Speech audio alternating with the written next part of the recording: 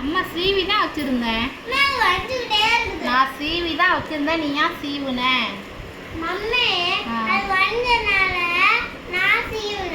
டீச்சர்ட்ட கொடுக்க கொடுத்தன நீ.